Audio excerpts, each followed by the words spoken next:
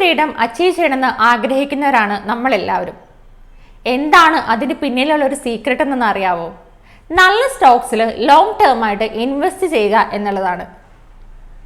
1993 Infosys IPO list ചെയ്തപ്പോൾ ഒരു 10,000 റുപ്പീസിനെ invest ചെയ്തിട്ടുണ്ടായിരുന്നെങ്കിൽ ഇപ്പോൾ അത് 7 കോടി രൂപയായിരുന്നേന്. എല്ലാ സ്റ്റോക്സും ഇതേപോലെ ഗോൾഡ് മൈൻ സ്റ്റോക്സ് ആണോ? എങ്ങനെ നമുക്ക് നല്ലൊരു സ്റ്റോക്സിനെ കണ്ടുപിടിക്കാനായിട്ട് പറ്റും? ഇന്നത്തെ വീഡിയോയിലൂടെ നമ്മൾ ഡിസ്കസ് ചെയ്യാൻ പോകുന്നത് എങ്ങനെ നല്ല സ്റ്റോക്സിനെ കണ്ടുപിടിക്കാൻ പറ്റും എന്നുള്ളൊരു ഫുൾ പ്രൂഫ് സ്ട്രാറ്റജിയാണ്. എല്ലാവർക്കും അഞ്ജന സ്റ്റോക്ക്പീഡിയയിലേക്ക് സ്വാഗതം. നിങ്ങൾ ആദ്യമായിട്ടാണ് എൻ്റെ ചാനൽ കാണുന്നെങ്കിൽ കൂടുതൽ ഫിനാൻഷ്യൽ വീഡിയോകൾക്കായി ചാനൽ സബ്സ്ക്രൈബ് ചെയ്യാനും പുതിയ വീഡിയോ നോട്ടിഫിക്കേഷന് വേണ്ടി ബെല്ലൈക്കൺ പ്രസ് ചെയ്യാനും മറക്കരുത്. ഒരു നല്ല കമ്പനിയുടെ സ്റ്റോക്ക് വാങ്ങുക എന്ന് പറഞ്ഞാൽ നമ്മൾ ആദ്യം ചെയ്യേണ്ട ഫസ്റ്റ് സ്റ്റെപ്പ് എന്ന് പറയുന്നത് ആ കമ്പനിയുടെ ഫണ്ടമെന്റൽസ് ചെക്ക് ചെയ്യുക എന്നുള്ളതാണ്. ഗ്രേറ്റ് സ്റ്റോക്സ് എപ്പോഴും സ്ട്രോങ് ബിസിനസ് ഫണ്ടമെന്റൽസിന്റെ മേലെയാണ് നിൽക്കുന്നത്. അതുകൊണ്ട് നമ്മൾ ഇൻവെസ്റ്റ് ചെയ്യുന്നതിന് മുമ്പായിട്ട് നമ്മൾ ചെക്ക് ചെയ്യേണ്ട ചില കാര്യങ്ങളുണ്ട്. ആ കമ്പനിയുടെ റവന്യൂ എത്രയാണ്, അവരുടെ പ്രോഫിറ്റ് ഗ്രോത്ത് എങ്ങനെയാണ്. ആനുവൽ പ്രോഫിറ്റ് ഗ്രോത്ത് 10 to 15% ഉള്ളിലോ അതിൽ കൂടുതലോ ആണെങ്കിൽ എപ്പോഴും നല്ലൊരു സ്റ്റോക്കാണത്, അല്ലെങ്കിൽ നല്ലൊരു കമ്പനിയാണ്. അതുപോലെ ഡെറ്റ് ടു ഇക്വിറ്റി റേഷ്യോ എന്ന് പറയുന്നത് വളരെ കുറവാണെങ്കിൽ, അല്ലെങ്കിൽ കടം ഇല്ലാത്തൊരു കമ്പനി, അല്ലെങ്കിൽ കടം കുറവുള്ള ഒരു കമ്പനി എന്താണ്, നല്ലൊരു കമ്പനിയാണ്. അതുകൊണ്ട് തന്നെ low debt to equity ratio എന്ന് പറയുന്നത് എന്തായിരിക്കണം, ലെസ് ദാൻ 1 ആയിരിക്കണം. റിട്ടേൺ ഓൺ ഇക്വിറ്റി എബോവ് 15% എന്ന് പറയുന്നത് ഒരു ബെസ്റ്റ് സ്റ്റോക്കാണ്.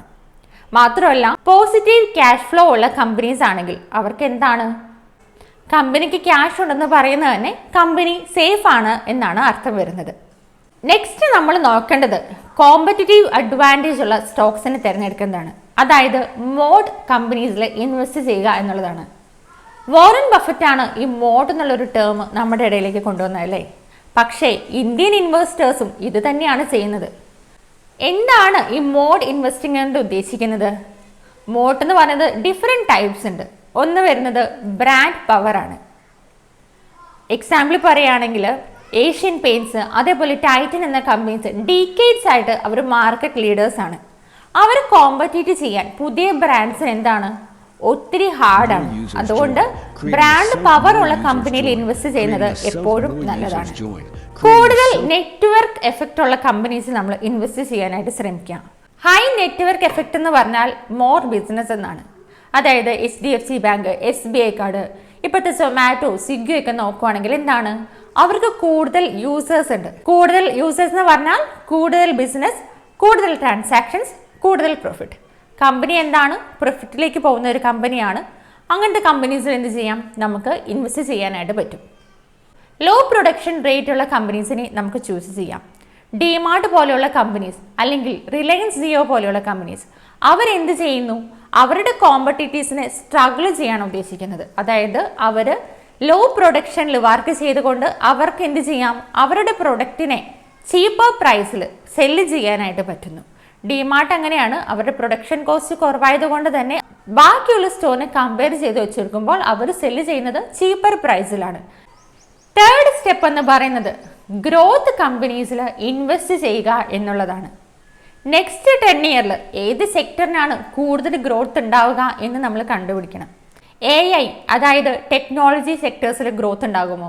EV ആൻഡ് ഓട്ടോ സെക്ടേഴ്സ്, അതുപോലെ തന്നെ health care and pharma sectors, കൂടാതെ റിന്യൂവബിൾ എനർജി സെക്ടേഴ്സ്, ഇതിലെല്ലാം എന്താണ്, ഗ്രോത്ത് ഉള്ള കമ്പനീസ് ആണ്. അതുകൊണ്ട് നെസസറി ആയിട്ടുള്ള കമ്പനീസ്, ഗ്രോത്ത് ചെയ്യുന്ന കമ്പനീസിലാണ് ഇൻവെസ്റ്റ് ചെയ്യേണ്ടത്. എന്നാൽ മാത്രമാണ് നമുക്ക് എന്ത് ചെയ്യാനായിട്ട് പറ്റുള്ളൂ, ഒരു ഇൻ്റലിജൻറ്റ് ഇൻവെസ്റ്റർ ആകാനായിട്ട് പറ്റുകയുള്ളൂ. ഒരു കമ്പനിയിൽ ഇൻവെസ്റ്റ് ചെയ്യുന്നതിന് മുമ്പ് നമ്മൾ എന്ത് ചെയ്യണം, ആ കമ്പനിയുടെ വാല്യുവേഷൻ നോക്കണം. അതായത് കമ്പനി ഓവർ പ്രൈസ്ഡ് ആണോ, അണ്ടർ വാല്യൂഡ് ആണോ, ഇങ്ങനെയുള്ള കമ്പനിയാണ്. അതിനുവേണ്ടി നമുക്ക് ചെക്ക് ചെയ്യാൻ കുറച്ച് വാല്യുവേഷൻ മെട്രിക്സ് ഉണ്ടല്ലേ. അതായത് PE റേഷ്യോ നമ്മൾ നോക്കുക. എന്താണ് PE റേഷ്യോ? PE റേഷ്യോ കൂടുതലുള്ളതിലാണോ നമ്മൾ ഇൻവെസ്റ്റ് ചെയ്യേണ്ടത്, അതോ കുറവുള്ളതിലാണോ ഇൻവെസ്റ്റ് ചെയ്യേണ്ടത്? PE റേഷ്യോ കൂടുതലാണ് എന്ന് പറഞ്ഞാൽ കമ്പനി എന്ന് പറയുന്നത് അവർ ഷെയർ പ്രൈസിനേക്കാൾ ഒത്തിരി കൂടുതലാണ് അല്ലേ. അതായത് ഓവർ വാല്യൂഡ്, വേസ്റ്റ് ആണ് PE റേഷ്യോ കൂടുതലാണെന്ന് പറയുന്നത്. PE റേഷ്യോ കുറഞ്ഞാലും അതും പ്രശ്നമാണ്. ചില കമ്പനീസ് അണ്ടർ വാല്യൂഡ് ആയിരിക്കും അല്ലേ. PE റേഷ്യോ എപ്പോഴും 20 to 25 ഇതിൻ്റെ ഉള്ളിൽ നിൽക്കുന്നതാണ് ഏറ്റവും നല്ലത്.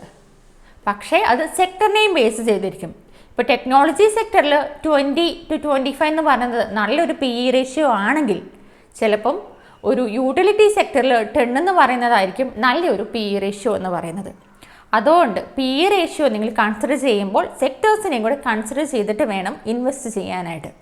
ഇൻട്രിൻസിക് വാല്യൂ നമ്മൾ കാൽക്കുലേറ്റ് ചെയ്യുന്നത് എപ്പോഴും ആ കമ്പനിയുടെ പ്രൈസിനെ നമുക്ക് കമ്പയർ ചെയ്യാനായിട്ട് പറ്റും.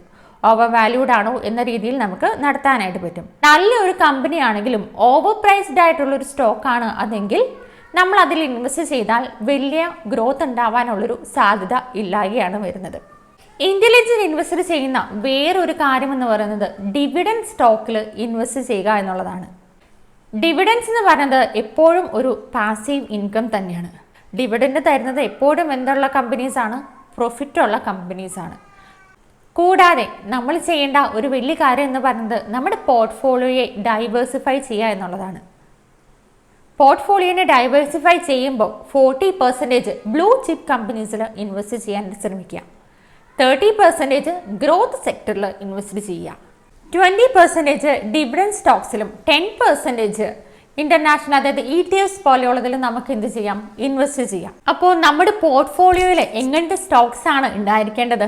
നല്ല ഫണ്ടമെൻ്റൽ ഉള്ള കമ്പനീസ് ആയിരിക്കണം, മോഡിൽ ഇൻവെസ്റ്റ് ചെയ്യാൻ പറ്റണം, അതുപോലെ തന്നെ ഗ്രോത്ത് സെക്ടർ ആയിട്ടുള്ള കമ്പനിയിൽ നമുക്ക് ഇൻവെസ്റ്റ് ചെയ്യാം, അത് ഫെയർ വാല്യൂ ആയിരിക്കണം. മാത്രമല്ല നമ്മുടെ പോർട്ട്ഫോളിയോ ഡൈവേഴ്സിഫൈയും ചെയ്യണം. ഏതൊക്കെയാണ് അപ്പോൾ നിങ്ങൾക്ക് തോന്നുന്ന നല്ല സ്ട്രോങ് ഫണ്ടമെൻ്റൽ സ്റ്റോക്സ് എന്ന് കമൻറ്റ് ചെയ്യുക. കൂടാതെ വീഡിയോ ഇഷ്ടപ്പെട്ടെങ്കിൽ ലൈക്കും ഷെയറും ചെയ്യുക.